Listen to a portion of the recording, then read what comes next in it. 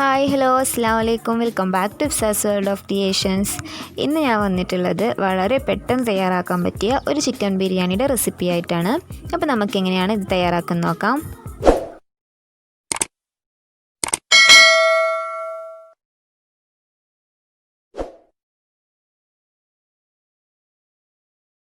ആദ്യം ഇത് തയ്യാറാക്കാൻ ആവശ്യമുള്ള സാധനങ്ങൾ എന്തൊക്കെയാണെന്ന് നോക്കാം. വലിയ ഉള്ളി 6 എണ്ണം, തക്കാളി 4 എണ്ണം, വെളുത്തുള്ളി 1/4 കപ്പ്, ഇഞ്ചി 2 പീസ്, പച്ചമുളക് 3 എണ്ണം, വലിയ ജീരകം 1/2 ടീസ്പൂൺ, കുരുമുളക് 1/2 ടീസ്പൂൺ, മല്ലിയില പുതിന ആവശ്യത്തിന്, പട്ട ഗ്രാമ്പു ഏലക്ക, പിന്നെ 1/4 കപ്പ് തൈര്, ചിക്കൻ.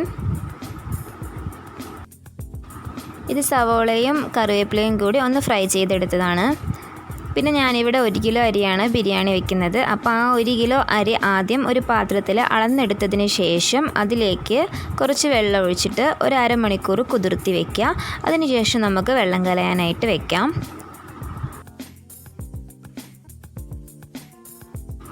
ഇനി ഒരു മിക്സിയുടെ ജാർ എടുക്കുക. അതിലേക്ക് നമ്മൾ കഴുകി വെച്ചിട്ടുള്ള ഇഞ്ചി, വെളുത്തുള്ളി, വലിയ ജീരകം, കുരുമുളക് ഇവയിട്ട് ഒന്ന് ക്രഷ് ചെയ്തെടുക്കുക. നന്നായിട്ട് പേസ്റ്റ് രൂപത്തിൽ അരയേണ്ട ആവശ്യമൊന്നുമില്ല, ഒന്ന് ക്രഷ് ചെയ്തെടുത്താലും മതി.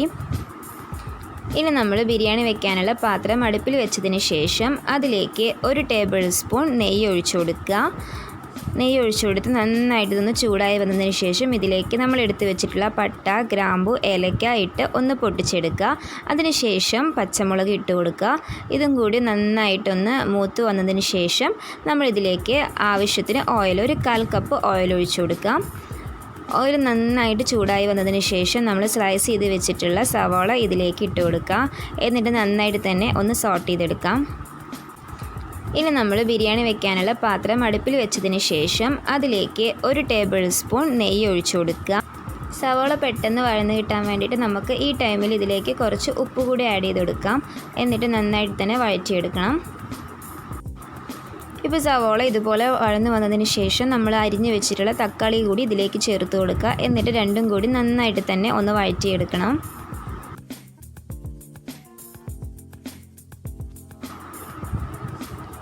ഇപ്പോൾ സവാളയും തക്കാളിയും നന്നായിട്ട് തന്നെ വഴന്ന് വന്നിട്ടുണ്ട്. ഇനി നമുക്കിതിലേക്ക് ആഡ് ചെയ്ത് കൊടുക്കുന്നത് ഇഞ്ചി വെളുത്തുള്ളി പേസ്റ്റ്, നമ്മൾ ചതച്ച് വെച്ച ഇഞ്ചി വെളുത്തുള്ളിയാണ്. അതുകൂടി ഇതിലേക്ക് ആഡ് ചെയ്ത് കൊടുക്കുക. എന്നിട്ട് ഇതിൻ്റെ റോ സ്മെല്ലൊക്കെ പോകുന്നത് വരെ നന്നായിട്ട് തന്നെ ഒന്ന് ഇളക്കി കൊടുക്കാം.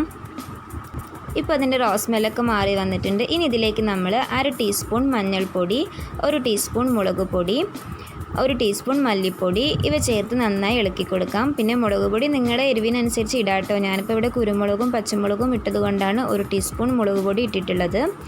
അപ്പോൾ അതുകൂടി ചേർത്തിട്ട് അതിൻ്റെ കൂടി റോ സ്മെല്ല് മാറുന്നത് വരെ ഒന്ന് നന്നായിട്ട് തന്നെ മിക്സ് ചെയ്ത് കൊടുക്കാം. ഇനി ഈ ടൈമിൽ നമ്മൾ ഇതിലേക്ക് ആഡ് ചെയ്ത് കൊടുക്കുന്നത് തൈരാണ്. 1/4 കപ്പ് തൈര് കൂടി ഇതിലേക്ക് ആഡ് ചെയ്ത് കൊടുക്കുക.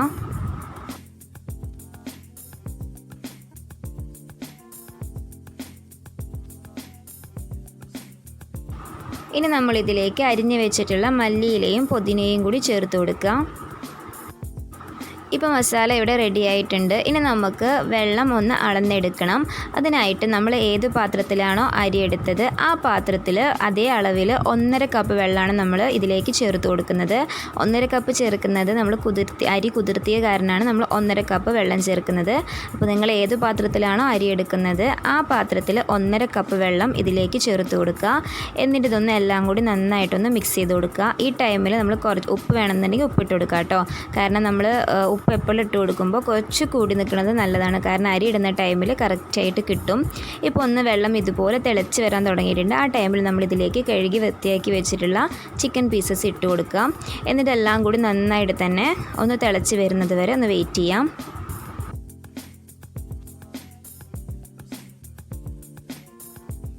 ഇപ്പോൾ വെള്ളം നന്നായി തിളച്ച് വന്നിട്ടുണ്ട്. ഇനി ഇതിലേക്ക് നമ്മൾ കഴുകി കുതിർത്ത് വെള്ളം കളഞ്ഞ് വെച്ചിട്ടുള്ള അരി ചേർത്ത് കൊടുക്കുക. അരി ചേർത്ത് കൊടുത്തിട്ട് ഒന്ന് മിക്സ് ചെയ്തിട്ട് ഒന്ന് ജസ്റ്റ് മിക്സ് ചെയ്തെടുത്താൽ മതി. ഒരുപാട് ഇളക്കേണ്ട ആവശ്യമില്ല.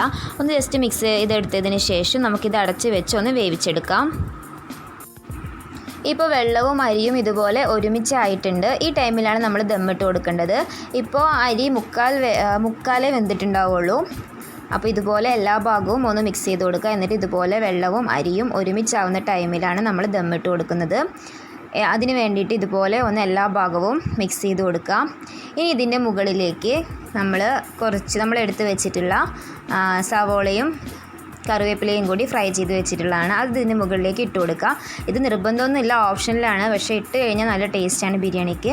അതിന് മുകളിലായിട്ട് കുറച്ച് മല്ലിയിലയും പിന്നെ നമ്മൾ ഒരു 2 ടീസ്പൂണ് നെയ്യും പിന്നെ കുറച്ച് ഗരം മസാലയും കൂടി ഇതിന് മുകളിലേക്ക് ഇട്ട് കൊടുക്കുക. എന്നിട്ട് നമ്മളിത് അടച്ച് വെച്ചിട്ട് ഇതിന് മുകളിലായിട്ട് കനലിട്ട് കൊടുക്കുകയാണ് ചെയ്യുന്നത്. അതിനായിട്ട് നമുക്കിതൊന്ന് അടച്ച് വയ്ക്കാം. അടച്ച് വെച്ചതിന് ശേഷം ഇതുപോലെ മുകളിൽ കുറച്ച് കനലിട്ട് കൊടുക്കാം. എന്നിട്ട് അതിൻ്റെ മുകളിലായിട്ട് ഒരു വെയിറ്റ് എന്തെങ്കിലും കയറ്റി വെക്കുക കേട്ടോ. ഞാനിപ്പോൾ ഇവിടെ കല്ലാണ് വെച്ചിട്ടുള്ളത്. ഇതുപോലെ നമ്മൾ കനലിട്ട് കൊടുത്തതിന് ശേഷം അതിൻ്റെ മുകളിലായിട്ട് ആവി പുറത്തു പോകാണ്ടിരിക്കാൻ വേണ്ടിയിട്ട് ഇതുപോലെ വെയിറ്റ് എന്തെങ്കിലും എടുത്ത് വയ്ക്കാം. എന്നിട്ടിതൊരു 15 മിനിറ്റ് ദമ്മിൽ വയ്ക്കാം. ഇപ്പോൾ ഒരു 15 മിനിറ്റ് കഴിഞ്ഞിട്ടുണ്ട്. ഇനി നമുക്കിതൊന്ന് തുറന്ന് നോക്കാം. ഇപ്പോൾ നമ്മുടെ ബിരിയാണി കറക്റ്റായിട്ട് തന്നെ വെന്ത് വന്നിട്ടുണ്ട്.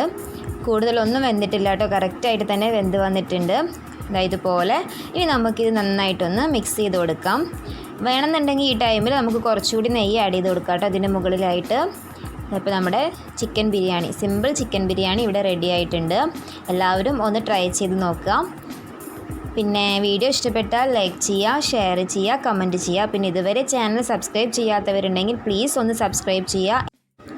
സബ്സ്ക്രൈബ് ചെയ്യുമ്പോൾ തൊട്ടടുത്ത് കാണുന്ന ആ കുഞ്ഞു ബെല്ലൈക്കൺ കൂടി ഒന്ന് പ്രസ് ചെയ്യുക. എന്നാൽ മാത്രമേ ഞാനിടുന്ന വീഡിയോസ് നിങ്ങൾക്ക് നോട്ടിഫിക്കേഷൻ കിട്ടുള്ളൂ. അപ്പോൾ ഇൻഷാ അല്ലാഹ് അടുത്ത നല്ല വീഡിയോ ആയിട്ട് കാണുന്നത് വരെ ബൈ. അസ്സലാമു അലൈക്കും. Thanks for watching.